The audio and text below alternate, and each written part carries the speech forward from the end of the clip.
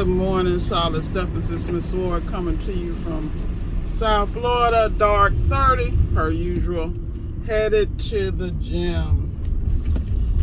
And my thoughts this morning, yesterday was an interesting day because it was not as profitable. It wasn't as profitable as I would have preferred it to be.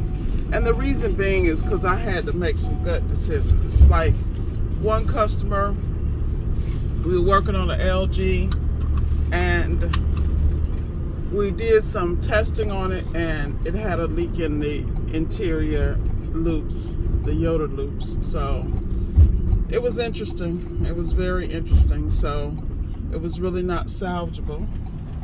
So we dealt with that, one of my regular customers, and I really felt bad telling her that. But then on the other hand, because I'm a businesswoman, I realized it was an opportunity to assist her in finding a replacement refrigerator and taking care of that. So generally when I do the replacements, I simply get with Posner's, Ferguson, Home Depot, Lowe's, find something that's gonna fit and to the customer's expectations, and put my surcharge on top, have it delivered. Like for instance, yesterday I had a unit, a dishwasher delivered by Home Depot to a customer, and we made about 30% profit off that deal without even touching it. So, in business, you got to learn how to develop those relationships where, you're taking care of the customer and at the same time you're making some sort of profit. So that's something that I'm a master at those relationships. That's why I have a great relationship with my subs, because I'm very keen on what is needed as far as the clientele I have, the kind of sub that needs to go in and handle the job, and then the vendors that I have relationships. I try to make strategic moves, and I've really been blessed because of the areas that we service. A lot of the vendors in those areas, their staff is up to par. So I don't have to worry about, did these guys install this dishwasher properly? Did they damage anything during the install? Were they respectable? Were they on time? Shout out to Vito from Home Depot. He did a phenomenal job for me for a customer yesterday in West Boca. So shout out to you. Stress-free. That was probably the stress. That's the stress. The part I thought I was going to stress about yesterday, which was managing that remotely while I took care of clients and managed my subs, was that. But it went really smooth. So I will definitely continue to do business. Also, people always ask me how I get subs, and what they don't understand is you have an opportunity to get subs every day. So prime example, I never met Vito until yesterday, virtually or over the phone, until he installed that dishwasher. This guy was so professional. I locked down his information. So any future things I have done, I'm just going to have him handle it if I can, if he can fit me in his busy ass schedule, because that dude is a beast. I mean, he must have had like 20 jobs yesterday. And you got some people, they do installs, and shout out to the installers that do it right, because people always complain how we go behind this and they just rigged it, they did this. But the guys that, just like we take pride in our profession, the guys that take pride in theirs, I have a lot of respect for, man, because that's some that is back breaking. They going up hills, stairs, slopes. I'm not trying to do any of that. So I give them props to be able to do it no matter what the conditions, and do it well.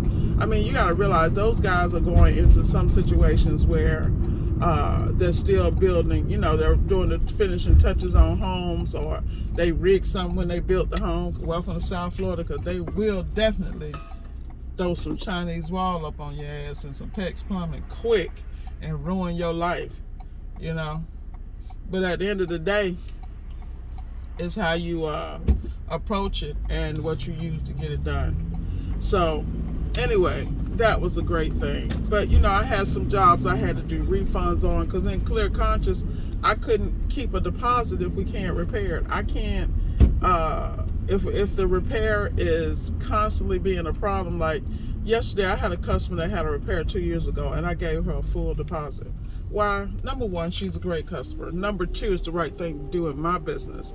And number three, she was one of the people that helped me get started. She wrote a phenomenal review for me, still up on Google, and great lady. Plus, they own a construction company. So the reality is that she was patient with the process, and unfortunately, the repair, every 6 months, I had to go back and deal with something. And people are like, well, how long is your warranty? Well, it depends on the repair and the caliber of the warranty. So, I mean, of the repair. So, for instance, I have some customers, they have certain products. I'm going to warranty the repair for 3 years.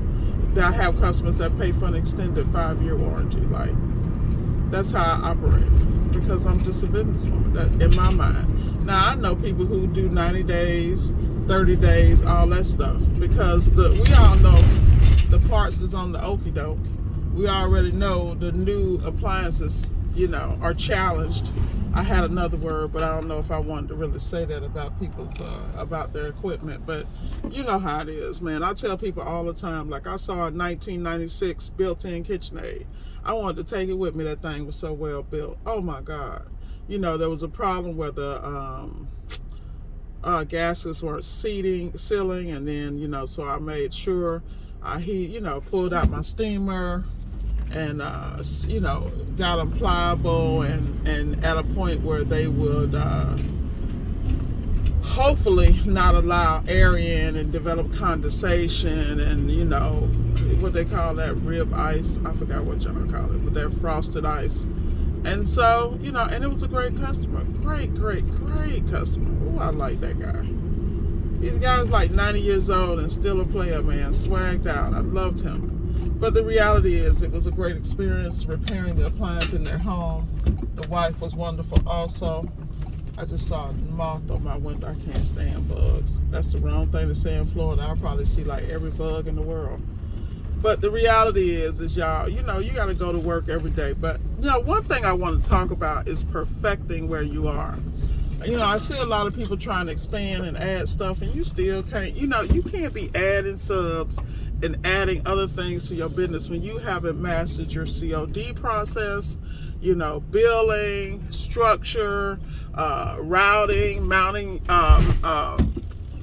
making your routes in such a way that you can do what you got to do and not have any issues later. Like, there's a whole process, people. And I see a lot of people trying to expand and add things when you haven't mastered where you are. Master where you are. Oh, snap. Let me park up here. Where I park way over there. Master where you are and excel at that. Perfect where you are. And then you might not even want to grow, because it might be so gravy, it might be so profitable where you are, you be like, I'm good. And then as you can build out at another time when everything's stable and you have enough cushion from the first way you do business. I see a lot of people trying to jump in COD, and they don't understand that the warranty company is a great place to practice. I know people making $170,000 to $400,000 off a warranty. I'm talking about one-man shops. Shout out to my boy up in Virginia. You know who you are. This dude pulling out $350, $400 a year off of one warranty company, and all he does is refrigeration and microwaves. Come on now. And you want to say he ain't perfected that thing? He perfected that. So I'm not a hater. I'm all about getting with people who got these systems in place, being humble, seeing how they do it, and then bringing it back to my region and mastering it my way and making sure me and my team get paid. I am never hated on people that's successful, because the most successful people, I hate to tell y'all, are the quietest people. They ain't talking. They ain't moving. They're just making quiet ass moves, Like, I personally believe Mike Sneed, we wouldn't know nothing about his business, because he seemed like a quiet dude. ABC shout out. Because he seemed like the type that people just sitting here looking at him, wondering where his money coming from, and he wondering. Hey, Mike, I'm looking at a Jaguar for you. Dang, that white Jaguar is sweet. Let me turn this around just in case you watch. Mike, you see that Jag right there? That's sweet right there. I don't know what it is, but it is nice, nice, nice. Let me see if I can expand it here. Y'all know my camera skills. That is nice right there. That's a nice Jag. Like how they got the windows blacked out and the nice little rims. Welcome to Florida. That's a nice Jag with that mic. That's a 2-door coupe. Probably one of them F-types. But anyway, perfect where you are and be the best you could be. That's all I can tell you. Let me get this back small. Not like I'm this expert over here when it comes to the camera. But perfect where you are. And so let's talk about something real quick, and I'm finna go in here and get this workout in. I'm finna put it in. Get it in. Cost of goods and expenses are two different things. If you're not understanding a profit and loss statement, if you don't understand where your profit are, if you're not moving money into multiple bank accounts on a monthly or weekly basis, then you don't need to be expanding. Because first of all, follow the money and watch your money. You work too hard to lose your paper. Are you doing your returns on time so that you can make sure you have cash flow constantly going in your business? We all know gas prices are going up. Have you gotten a fleet gas card so you can maximize those opportunities and build your business credit at the same time? If you haven't done these minor things, and they are minor, then you need to slow up. Develop your relationship with your warranty companies. This is my philosophy. I feel like warranty companies should be cushion for the business. So I do mainly COD, but I do have a constant stream of basically in-stone warranty company money that just kind of is like my foundation. Like, I know it's coming. I work consistently with them. I don't do a lot, but I do enough to where if anything slows down on the COD, that's still coming. Because to me, that's smart business. And I work with warranty companies that only pay, but I don't have any issues with them. Because very early on, I developed those relationships. Now, I'm going back in to fine-tune some of those relationships because of my relationship with my roundtable. I have people on my roundtable, they only do warranty, and they're killing it. At the end of the day, though, I am a businesswoman to the point I don't want all my stream coming from a warranty company so that when they get fickle, then I'm jacked. Because, see, I'm very clear. The warranty companies that's pushing this flat rate, they're trying to control their expenses. So as many people they can force into this flat rate game, they're going to. Now, the thing about flat rate, it's like anything else. I heard Mr. Scaparelli, I believe his name is, on one of the groups he's posted. He said, don't worry about the rate when you get in. Understand, just get in and then understand. Basically, he was saying understand the system and maximize it. My thoughts exactly.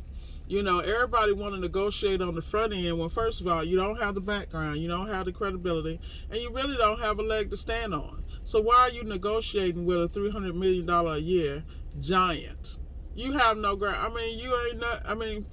The reality is when COVID was here, you could have got in and dominated because it was slim pickings. So you could name your price. And that's a lot what I discussed with my roundtable, how a lot of us got in. We got in when everybody was getting out because they were scared of the COVID situation. So we got in and handled our damn business, man. And we made our mark and dominated. So now we're in those positions, but we have to change like everybody else. We have to adjust depending on how much volume we want and how many headaches we want and who we want to deal with in business and whether we've mastered those programs. That's basically how it goes. So at the end of the day, do what you got to do, live your best life, and get it in. Go ahead, girl. Go get that workout in. So, you got to understand what is your approach as far as business. And then you got to not only master it, but you got to tweak it on a daily basis. Like from yesterday, I understand, okay, we have to make sure that we do complete thorough checks on, anytime you see a Yoda loop, it just always be like, anytime you have a leak in those places, you like, whoa, anytime you have to give a refund, you're like, whoa, that's how I operate. I don't want no problems. Here go your money. It's been a pleasure. Boom, boom, boom. So, like I said, when you run a business, you need to be on top of that. All right, I done played with y'all enough. I got to get in here and get my workout. Today is leg day. Get this leg day and some cardio. So you guys have a great day, and remember, perfect where you are. Perfect where you are. Do you understand your P&L, profit and loss statement? Get your QuickBooks, and start learning. It's not that hard. And let me tell y'all something. GAAP is not good for, you cannot live off of general accounting practices in a service business. So you should be picking up 2 books. E-Myth for HVAC contractors. Shout out to WWHVAC. He has it on Audible. On YouTube for free, people. For y'all free 99 folks. Y'all. I'm not even going on getting that today. Oh yeah, stop asking me questions expecting to get free advice when I work for this. So I'm gonna put that out there, because there are people that want to send me questions on Facebook. I don't know you. You're not part of my roundtable. We have a link. If you got questions and you need some consulting, hit the link. Because at the end of the day, all this game I give y'all, I work for this. I paid a price for this. Blood, sweat, and tears, and money that I will never get back. So I'm letting you know, the little charge I'm charging y'all for a consultation is nothing compared to the game I'm give you. You saw that interview with James Davis. That's just, that's not even scratching the surface. Because I have a wealth of knowledge, but it came from experience. So please don't ask me free questions and get in your feelings when I don't answer. I'm just going to send you a link, because this is business. I do not do free 99, because I learned very early on in this industry, the more free game you get, the less people do. And then down the line, they think that's how it works. We don't have a relationship. If you do not have a relationship with me, you have never done business with me, don't ask me anything. Let's just keep it buck. It's people who been talking to me forever. They ain't never spent a dime with me. They can't get no information. Ain't nothing I can help you with. They try to scheme from my videos what I'm saying, and then they go and try to do what I do, and then find out they can't do it. Because you don't understand the concept, nor do you have the secret sauce of the business acumen. Let's just keep it a buck. And I have no problem with saying that. Because the reality is this is many, many years of doing what I do. And it's not just in appliance repair. It's across the globe when it comes to service and the trades. I've been dealing with the trades and finance and service and profit for over 35 years. So I'm not giving out free advice. It's not going to happen. All I can tell you to do is look at the videos. Some videos I slip and give more gain than others. And in my early videos, you probably will get a lot of gain, because at that time, I had no problem doing it. And then I got burnt dealing with people and trying to help people, and they just used and abused the process. So now, hit the link. Love you to death. And I will say, a lot of people who hit the link with me, I still have relationships. They might book 1, 2, 3 sessions with me, but I always got them because we have a relationship. They invested in me, so I invest in them. That's just business. So with that said, you guys have a great day. I'm finna go in here and get this leg workout in, and get me a little cardio, and then go rule the world. I suggest you do the same, solid steppers. With that said, y'all have a great day, and remember, perfect where you are before you make the next step.